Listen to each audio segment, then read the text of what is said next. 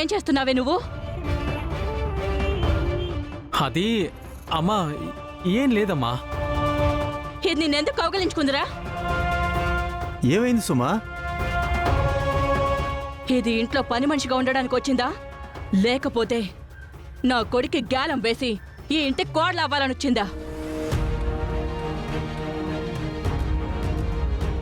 ఏం మాట్లాడుతున్నావే? నా కళ్ళతో చూశాను కాబట్టే మాట్లాడుతున్నాను. ఇది వీడిని కౌగిలించుకుని చిచ్చి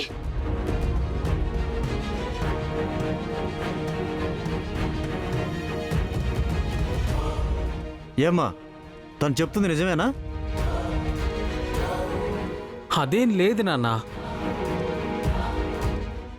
నేను స్వీట్ చేయమని చెబుదామని తన దగ్గరికి వచ్చాను.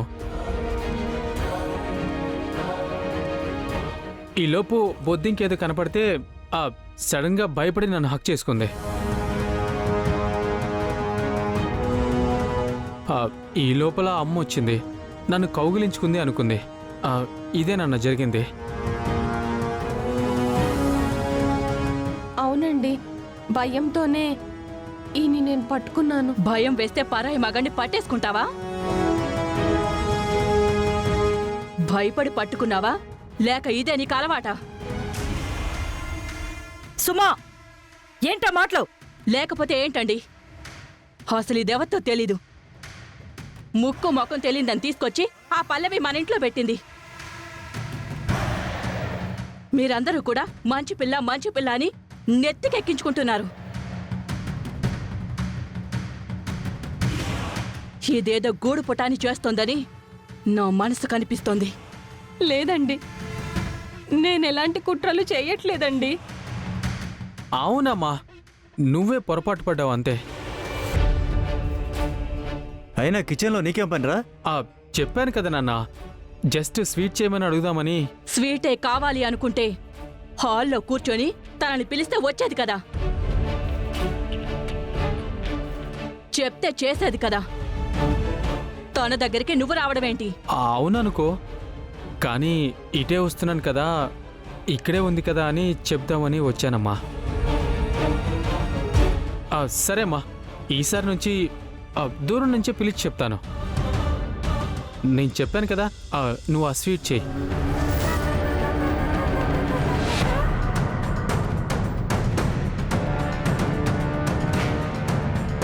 సుమా, ప్రతిదానికి అలా అపార్థం చేసుకోకే. నీ కొడుకు కూడా అలాంటి వాడు కాదు కదా. అమ్మా ఉషా, నువ్వు వెళ్ళి పని చూసుకోమ్మా.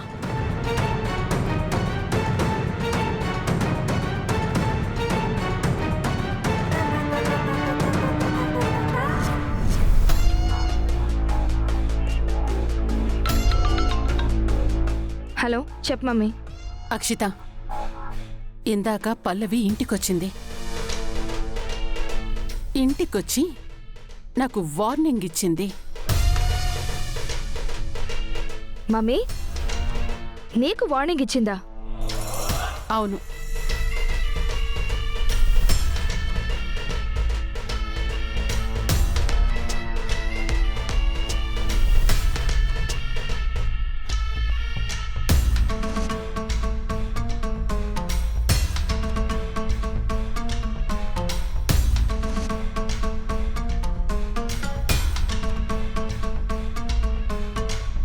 అంటే గుండమ్మకి కిడ్నీ ఇవ్వడం కన్ఫర్మ్ అన్నమాట.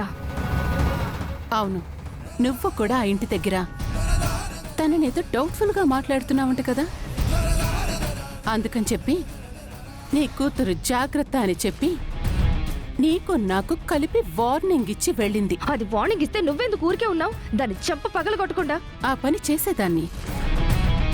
కాని గొడవ చేస్తే పల్లవి గుండమ్మ కూతురు అన్న విషయం బయట పడిపోతుందని నువ్వే కదా చెయ్యొద్దు అని చెప్పావు. అందుకే కామైపోయాను. కానీ నువ్వక్కడ జాగ్రత్తగా ఉండు. అది నీ మీద చాలా కోపంగా ఉంది. ఆ పల్లవి అడ్డు తొలగించాలని చిన్నప్పటి నుంచి నువ్వు ప్రయత్నం చేస్తూనే ఉన్నావు, కానీ ఇప్పటికీ అది అడ్డు పడుతూనే ఉంది. అక్కడ నీకు ఇక్కడ నాకు వార్నింగ్లు ఇస్తూనే ఉంది. తన సంగతి నేను చూసుకుంటాను, నువ్వేం టెన్షన్ పడకు. ఏదో ఒకటి చేసి దాన్ని ఇంట్లో నుంచి బయటికి గెంటేసేలా చెయ్యి. నేను చూసుకుంటాను మమ్మీ. బాయ్.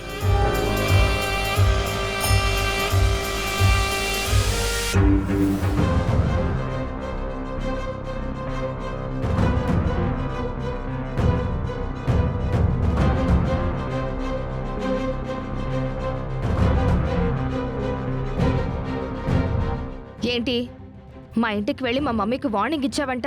ఓహో, మీ అమ్మ ఆల్రెడీ నీకు ఫోన్ చేసి ఆ బాధని నీతో షేర్ చేసుకుని ఏడ్చిందా?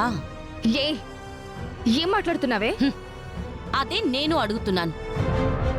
ఏమనుకుంటున్నారు మీ అమ్మ కూతుర్లిద్దరు? ఇంట్లో ఎవరికి తెలియకుండా ఆ గుండమ్మకి కిడ్నీ ఇచ్చొచ్చావు కదా? గుండమ్మ కాదు, మా అమ్మ. ఆ విషయం ఇప్పుడు నేను ఇంట్లో చెప్తే ఏమవుతుందో తెలుసా? ఏంటి, బెదిరిస్తున్నావా? చెప్పు, వెళ్ళి చెప్పు. నువ్వు చెప్తే మా అమ్మకి నేనే తన కూతురన్న విషయం తెలుస్తుంది. నాకు హెల్ప్ చేసిన దానివి నువ్వే అవుతావు. చెప్పు, వెళ్ళు. చూడు, నువ్వు నన్నేమీ చేయలేవు. నేను మా అమ్మ కోసం కిడ్నీ ఇచ్చానన్న విషయం తెలిస్తే ఇంట్లో నుంచి అత్తయ్య వాళ్ళు నన్ను గెంటేస్తారు. కానీ నేను కూతుర్ని అని తెలిసిన తర్వాత మా అమ్మ ఊరుకుంటుందా? గుండం అంటే ఏంటో తెలుసు కదా, తను రంగంలో దిగితే ఎలా ఉంటుందో తెలుసు కదా.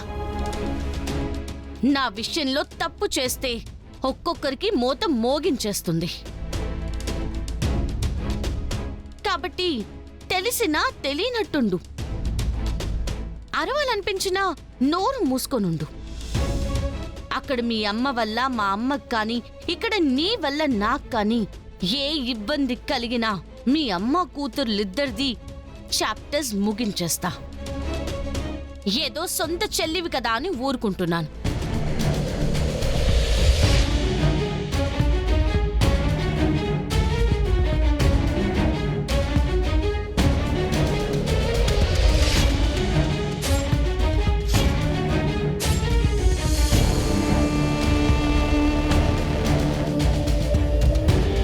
ఏంటి, సొంత చెల్లెలు కాబట్టి ఊరుకుంటున్నానని వార్నింగ్ ఇస్తున్నావు? ఏమైంది? ఏం లేదండి, తను నా చెల్లెలే కదా. అంటే తోడికోడళ్ళం కదా. తోడికోడళ్ళం అంటే వరుసకు అక్క చెల్లెళ్ళం అవుతాం కదా, అదే చెప్తుంది పల్లవి. అక్క చెల్లెల సంగతి పక్కన పెట్టు. వార్నింగ్ ఎందుకు ఇస్తుంది?